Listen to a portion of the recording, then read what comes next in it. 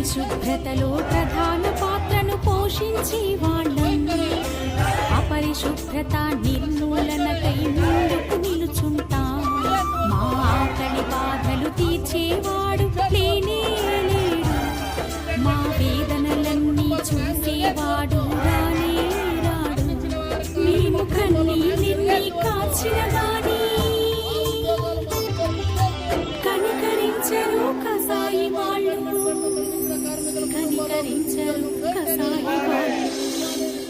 పట్టణాన్ని అందంగా మేము తీర్చిదిద్దాం.